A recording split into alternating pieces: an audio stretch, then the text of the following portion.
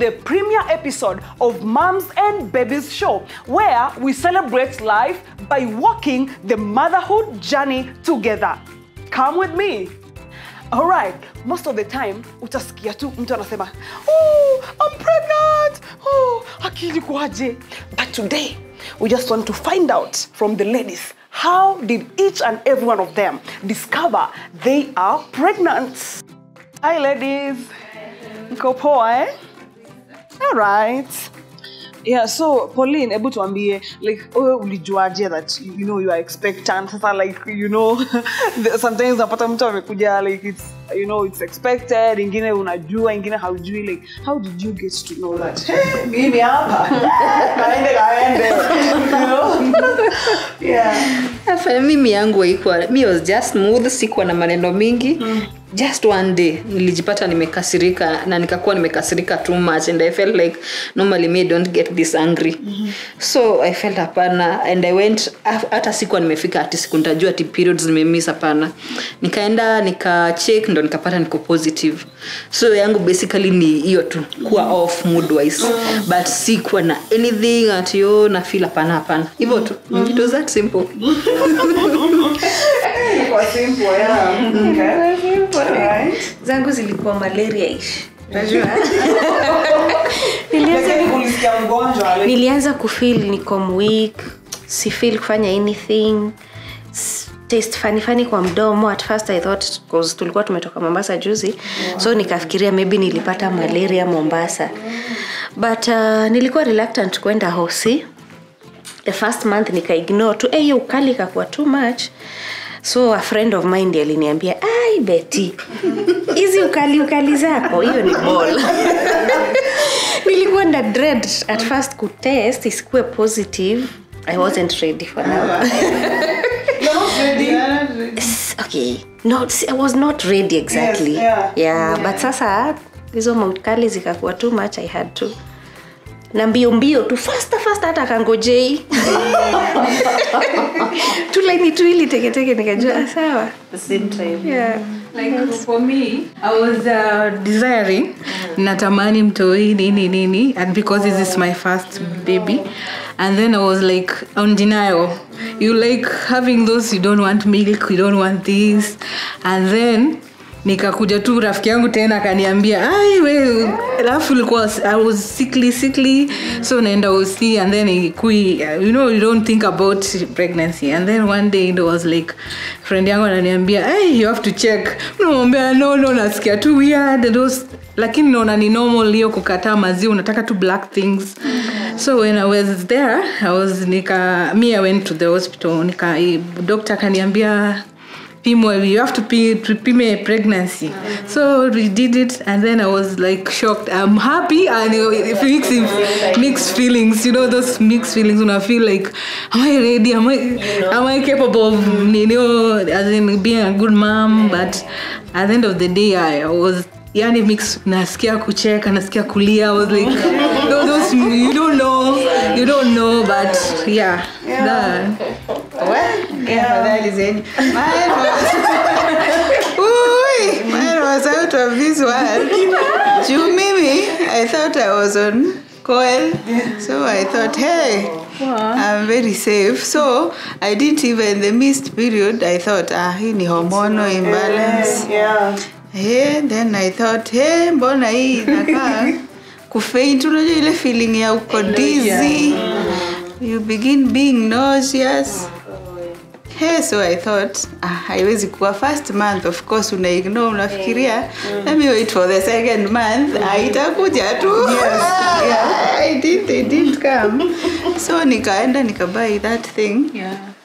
And then I tested. Ikakuwa positive. So I sat down. In the bathroom, guys. You went and bought that kit. Yeah, the kit. You buy and then you put. You do the home test. Yeah. Okay. So you are doing the test and then you are praying, please. It's quite negative because for me I I was breastfeeding. So I have like a small baby. So you are thinking, no, it cannot be. Haiwezi kuwa positive. And then it was positive. And then I sat down, I cried. But yeah, it was like that. Okay. Yeah, and here we are. It's good to note that most of the family planning, in fact all family planning methods, are not 100% effective. They have a certain failure rate, although small, but they can potentially fail in rare circumstances. So when a family planning method fails, then someone can get pregnant. So what happens when someone gets pregnant while using a family planning method depends on which method they were using. For instance, if you are using an IUCD, which is commonly called a coil, and then you get pregnant, you should actually see a doctor. In most cases, we are able to remove the coil and then the pregnancy just continues.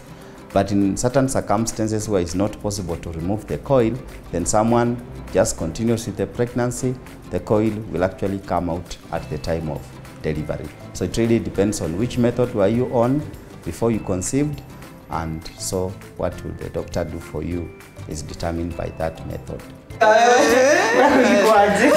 For my case, I was expecting it. I was very eager for it. And the good part of it is that I couldn't shock. I was happy. And I realized when my skin color changed, I was like, I'm never dark like this. You say, like, nikajua hapa, lazima. And then after I realized, I didn't even go to check, like, test nini. I knew iko. So I just waited. Yeah, I was sure. I just waited until I'll go and test and get it. And I was happy for it. So anyone who were ready for it? Yes, I was. And you wanted like... Oh, yes. I was really waiting for it. Oh my goodness. Mimi nikwambia yangu. I don't know. But me, I didn't expect anything. Sikuwa nimepanga chochote. And you know, I was even on family planning by then. Yeah, so nikaanza kusikia mimi ni mgonjwa. I felt like niko mgonjwa, nikasema acha niende hosi. So when they did the test and then unarudi kwa daktari for report. And then now napata daktari amekaa hapo. Mimi niko sawa kabisa. Najua tu kama mimi ni mgonjwa, kama tu ni kama malaria. Kama malaria sikuwa najisikia. Alafu nilikuwa nimejiwekea kwamba 2021 nataka kwani goals, tuna goals nilikuwa nazo na mtoto hakuwa one of the goals. And then now niko kwa daktari ananiambia kids, sasa tuko na results. I have bad news and not really bad, but I have bad news and good news. Ananiambia nianze na gani? Daktari anza na bad.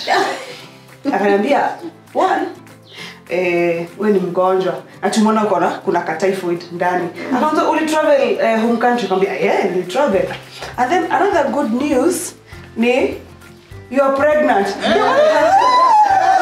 Nikaenda kwa kiti hivi chini. Sasa mimi nikakaa hivi na daktari akaniuliza kwani as in is this good news? Good news.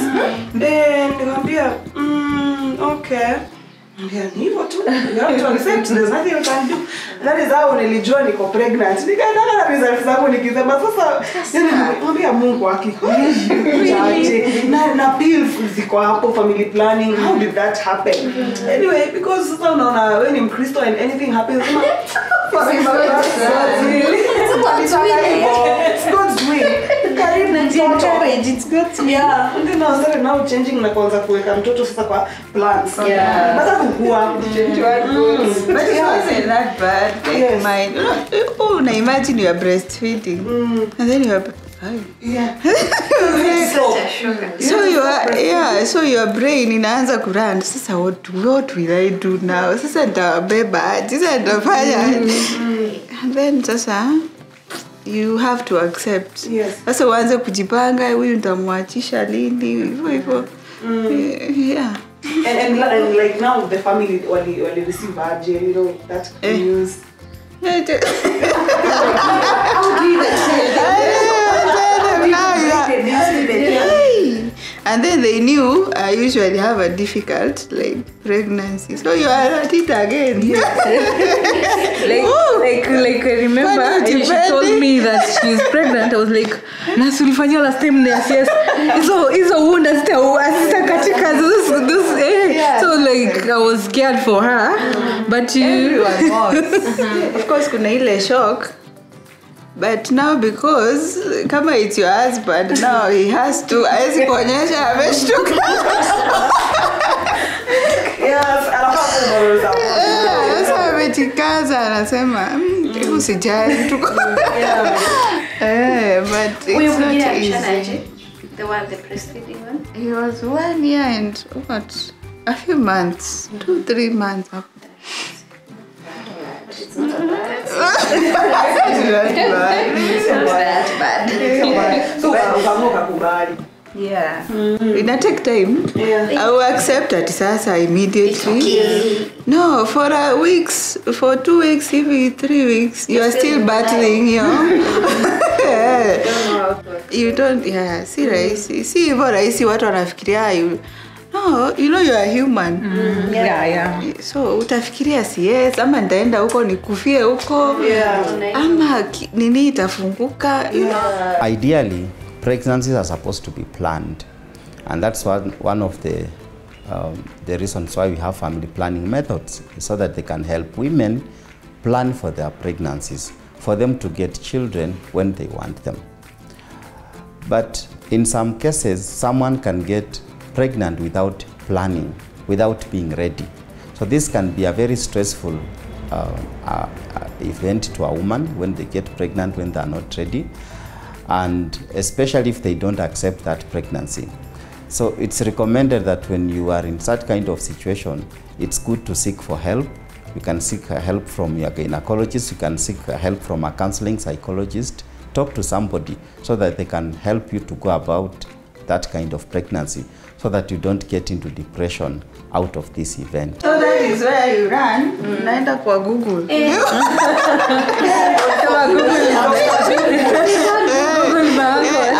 After umetoka kwa test kwa Google mbio, and then Google will kill you. It will tell you now.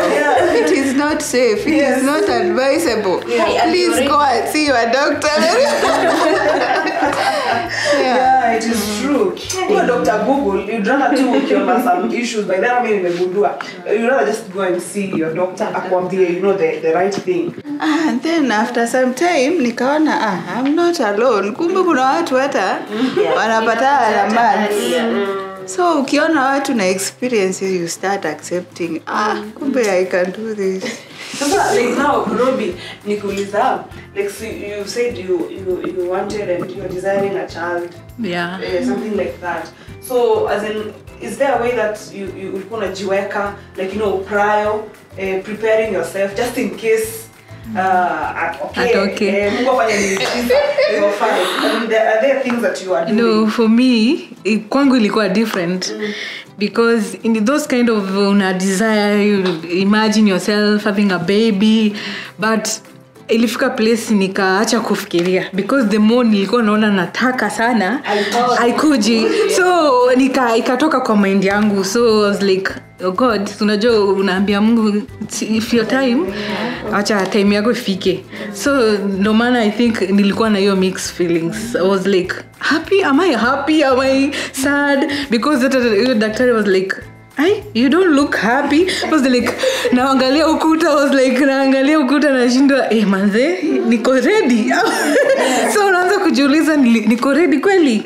Ama I was like desiring something that I'm not capable. And then and then your process ya accept, now mama, now I'm carrying a baby. No, those kind of hey, how do you behave? No, how do you walk? Na vitu kama hizo. Unajiuliza maswali mingi, and then at the time unafika unaanza kusema una accept, unaanza nini. So but the thing is this, for me, because it's the first one, unaanza mind yako inaanza ku run as in different. Yani like emotions zinakuwa different, unaanza it's like kama venye uko unajua ulikuwa normal, but sasa unaanza kukua like nasikia hivi, naanza kusikia kutamani hii, sijui nini, unaanza kujisikiza sana, move because like for me nilijua after like ni kama nilijua like the second semester. Yeah. Ndo nilijua I was pregnant. Unajua that's what at first nimesema nilikuwa on denial. Unaenda usiku na ipatikani. So it was like unaona inakuja kama shock, inakuja like Second. Hey. Good man. Hey. Yeah. So it was like Kwa hivyo hakuwa na unajua where I was working ilikuwa busy, so I was like najua ni fatigue za job, najua ni hizo mood, lakini mimi I thank God because haikuwa mood sana, but vitu maziwa nini, but I was very active. Yeah. Mimi hata malaria nakwambia nimekunywa madawa za malaria. Over the counter drugs are highly discouraged in pregnancy because some of the drugs are not safe for a pregnant woman. They can affect the baby.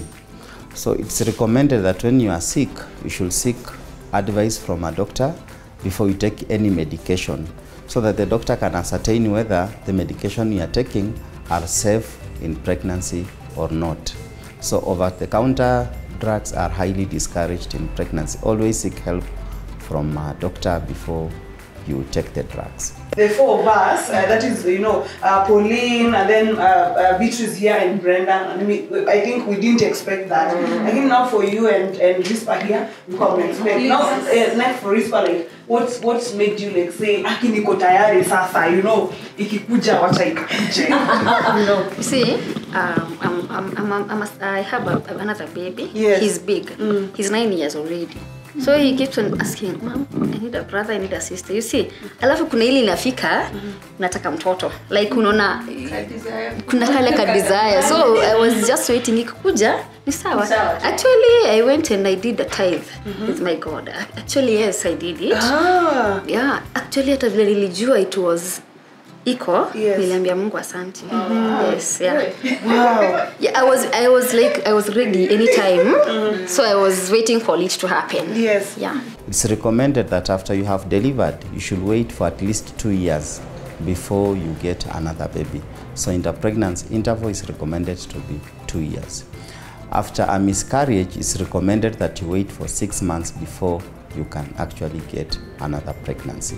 Nowadays, especially ukienda public hospitals, after years umefanyiwa umetoka, the first thing they tell you is about family planning. They give you the options, the pills, the whatever. But now, in our case, what it was advised to take a coil because it is non-hormonal. Haitaku affect in any way. Okay. So they talked to us, the nurse explained, akaniambia now you have to sign this paper that you have accepted to weke nini coil. So me I signed and then I was wheeled to the theater. Immediately. Yeah, you sign and then they put the coil and the file kwa hiyo stretcher yako and then wanakupeleka kwa theater. So me I don't know what happened. They sedate you. So unajua kwa hiyo time huwezi uliza daktari, you are so much in pain, hata hiyo is the last thing in your mind. But wewe kwa mind yako unajua wameweka, you are safe for the longest time you want. Na even 10 years So that was my choice and I signed. Me then I don't know what happened now. Alafu sasa after I realized I was pregnant, nikaenda scan. So they told me they can't see it. It's either iko hapo ama walisahau. So for me it's either of the two. Yeah. Sasa watajua after I deliver, they will find it kama iliwekwa. Lakini kama haikuwekwa, it's okay. Scan haionyeshi kama iko. Scan ilienda, hiyo daktari aliniambia haionekani. Haionekani. So but if it's normal, umezaa normal na unataka umeopt coil, what happens? Ama unakuanga umeambiwa hata normal, it's the same choice. Yeah. But they advise you juu hiyo haitaku affect in anyhow. Okay. The timing of insertion of IUCD or a coil is as follows. One, we have what we call postpartum IUD. So postpartum IUD is inserted immediately after delivery, preferably within 48 hours. Then we have what we call interval IUCD insertion. So interval IUCD insertion is inserted after 6 weeks following delivery.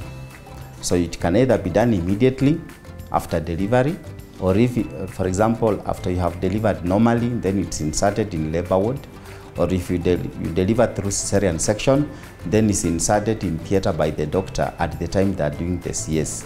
That's what we call postpartum IUCD. If you miss that period, then the next time you can be inserted is after 6 weeks following delivery. Mtoto wa kwanza vile nilimaliza niliekewa the implant hii hapa hivi kwa mkono. But now inakwambia ili react vibaya kwangu, like nilikonda. I was not even my color. Yani ilinipeleka vibaya, like somebody would see akuli. So after, and that was for around almost 6 months. And then I was told na daktari, I think hii ndio inaweza kuwa iko na issue. And then now from now that to transiting me to another one, wakaniambia niweke coil. Sasa coil nayo mimi nilikuwa na phobia kwa sababu nilijifungua tu normal. So wakaniambia okay fine, we're going to weka you on pills. Juu pia shindani pia I'm not, you know, niko na hiyo uoga. Sasa mimi mtu na kuna dawa na kusahau dawa. Kusahau dawa mimi. So daktari alikuwa ananiuliza na imekuwa aje na uko kwa nini? So maybe ulikuwa ufuati, but there I was not. And mimi hata ningesahau like even 3 days mimi nisahau. Or sometimes ni wake up nasikia niko tuna nasikia niko nosetic, alafu sasa kumeza. So ningeficha, hata ningekuwa nazificha tu. So I think maybe my not being, you know, adhering to the dose and consistent. So it's not about that ni coil tu, sometimes inaweza backfire. It depends tabia mwili yako. For someone who is on pills for contraception, it's recommended that you try and take the pill at the same time of the day to avoid forgetting. That way you get used to it. Let's say you decide you're going to take them in the evenings, so you consistently take them in the evening.